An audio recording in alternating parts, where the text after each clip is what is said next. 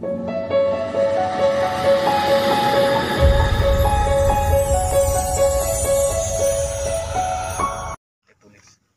dia tanya kita semua. Dulu ruang kuliah di bawah, ini baru dibikin yang dia satu ruang aja di bawah. Baru dia tanya semua selesai, bilang mengaso, istirahat dulu 15 menit. Sudah dia naik ke sini, minum kopi, isap rokok, selesai, dia turun. Itu silabus. Ternyata itu jadi silabus. Jadi program kuliah dia, itu mengikuti yang ini. Kalau dia bilang, seperti yang dikatakan oleh ini, filsafat manusia adalah ini, dan dikembangkan sudah. Jadi ini. Jadi selama 3 bulan dia kasih kuliah kita, dia dosen terbang, datang sini. Dia hanya pakai silabusnya itu yang kita kasih masuk gitu. Sudah dia bilang itu. Ya sudah dia jelaskan. Baru dia jelaskan begini. Dia bilang ini kan hanya sudut pandang. Sudut pandang. Ini. Alkitab, menurut engkau apa Alkitab? Coba lihat. Karena sudut pandangmu di sini, pasti dia bilang Alkitab adalah ini. Yang di sini bilang tidak, Alkitab itu ini bilang ini bilang begini, ini, di atas bilang begini, di bawah juga bilang begitu. Baru dia mulai, yang Nai punya itu, definisi yang tadi. Nai dia soroti, secara biologi, terus dia pindah ke sini, antropologi, satu hal itu, tapi sudut pandangnya berbeda-beda. Saya rasa macam saya punya otak itu dibuka. Ini. Oh, itu. Jadi kita ini kan kadang sibuk dengan Bapak Abdon bilang apa. Kita bisa menjawab yang Bapak Abdon bilang. Jadi kita terjerat di situ. Padahal satu hal itu bisa keluar. Pastor Kons bilang, Niko Sukurdister bilang, ini bilang. Jadi, wih, ternyata satu hal itu bisa dilihat dari banyak hal yang lain. Wih, karena saking pintarnya saya datang minta waktu sama dia. Dengan pastor. Soalnya saya bisa bertemu tidak? Bisa, John. Bagaimana? Perlu 1 jam, 2 jam, 3 jam? Saya bilang 5 menit. 5 menit saja. Oh iya, bisa. Nanti jam 4 sore datang. Ini dulu pohon-pohon cemara, cemara semua. Sudah saya datang. Jam 4. Hei, anak Papua, mari. Sudah saya duduk. Selesai itu. Bilang, kau perlu apa sebenarnya? Saya bilang, dia orang tua jenggot. Baru saya bilang, Bapak Pastor, hal yang pertama, saya baru temukan orang pintar.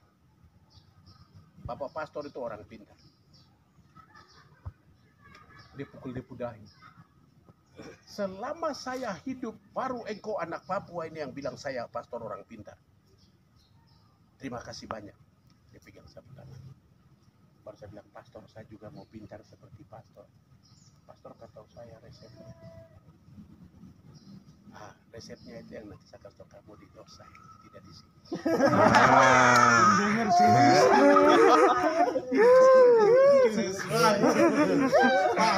Setelah yang satu ini, nanti saya tolong adik-adik, itu yang tolong saya seperti hari ini menjadi berkat untuk orang lain. Itu. Nah, jadi yang mau tahu depo rahasia nanti bersama saya di sana, tidak di sini. Iya. Adik siap, sudah pulang. Sedikit tahu bahwa saya juga pintar. Dia punya kemampuan tuh begini. Jadi bilang, dia kasih kami itu filsafat manusia. Baru datang saya bilang, kalau dengar kata filsafat manusia, engkau pikir apa? Sudah, engkau pikir itu ada tulis. Oh ya, terus baru dia tanya, sekarang untuk yang projo, anak Papua di atas tanahmu, kau punya kekayaan, kau punya tanah, kau punya gunung, kau punya air, kau harus bikin apa? Dengan kekayaanmu itu, supaya tidak minta ke sana, tapi kau kelola itu untuk pakai menunjang pastoral. Nah, saya belum lihat ini uskup-uskup ini punya pikiran seperti ini. Belum ada uskup yang punya pikiran itu. Kita punya aset banyak, uskupan. Kita harus belajar dari teman-teman di Ordo itu. Itu. Dorang dirikan sekolah, lalu dari itu hidupkan dorang. Itu.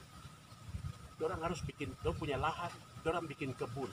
Dorang, kenapa kita di uskupan itu tidak bisa buat begitu? Ini. Nanti besok orang dari luar datang ke sini dengan dong punya proyek, dong punya macam-macam, baru kita semua sama-sama masuk dalam grup penderitaan dalam pemerintahan Pontius Pilatus. Semua menderita, semua susah. Baru kita mulai saling baku salah. Uskup salah, siapa salah, jemaat salah. Sudah semua pindah, sudah ke Islam. Karena Islam banyak uang. Gitu. Nah, ini. Saya kasih pencerahan ini untuk karena Tuhan bawa saya lihat-lihat. Kenapa saya bicara bikin orang kuat? Oh, ternyata di sana dong biara, tapi orang ada bikin sekolah juga. Oh, dong ada bikin rumah sakit. Oh, dong ada bikin itu. Nah, lalu dari situ uang masuk, dong pagi dong pakai untuk orang hidupkan dong punya karya misi. Teman-teman, adik-adikku sekalian, pikiran seperti itu yang harus adik-adik miliki di atas tanah ini sekarang, sebelum terlambat, karena motor sudah datang mau jemput saya. Ini ya. Jadi kamu ingat ya, ini kalian harus buat ini. Jadi kalian punya tanah itu dari asli di mana? Maroke, Kimam. Oke, Pastor Pius. Ya, oke. Di Kimam kamu pasti pasti kita ini semua ini pasti punya tanah. Adik-adik, kaul kemiskinan jangan salah tangkap.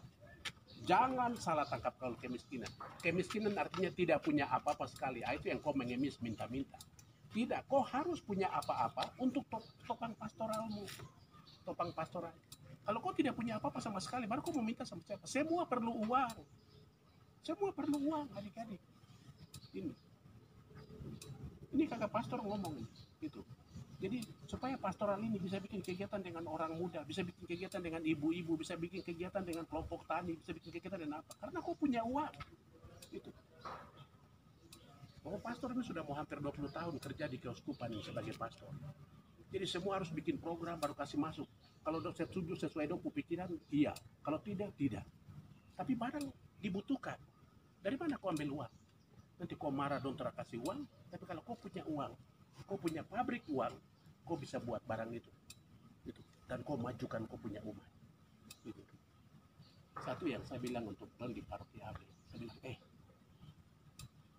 saya hanya mau tanya saja, kamu punya dana diakonia, dana pelayanan, itu kamu biasa buat apa?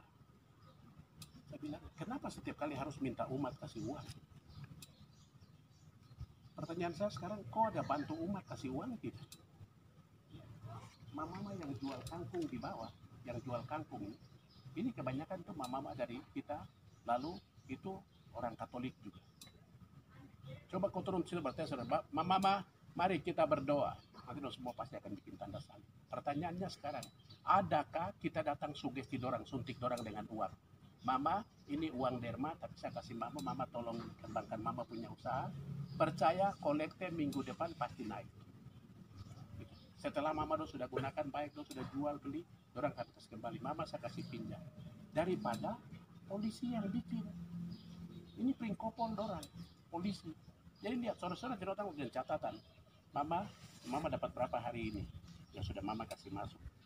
Dia dong kasih 5 juta, lalu tinggal dia bilang mama bunganya 1 juta sudah oke. Karena mama dong butuh uang dong kasih. Kenapa kita tidak buat yang macam begitu? Sehingga barang dia hidup.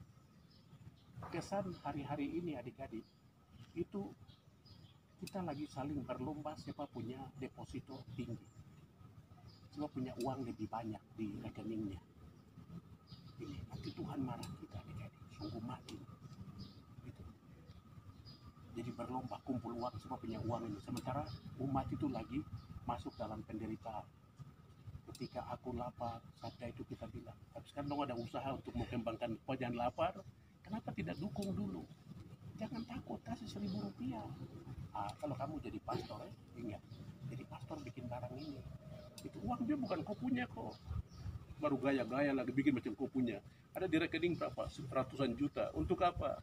Simpan-simpan. Ya, kau tunggu. Yesus bilang ya jenis ini ya kau tunggu. Sampai di sana bilang, waktu itu uang banyak kau bikin apa? Ketika aku lapar kau bantu tidak. Kau tempat di sana. Di mana? Neraka. Tangis, ketak gigi tidak akan berkesudahan. Itu. Teman-teman saya hanya kasih masukan itu Ingat nanti kalau kalian jadi pastor buat sesuatu di paroki, Jangan bergantung pada dana rutinitas yang selalu datang dari keuskupan. Itu sudah tinggal.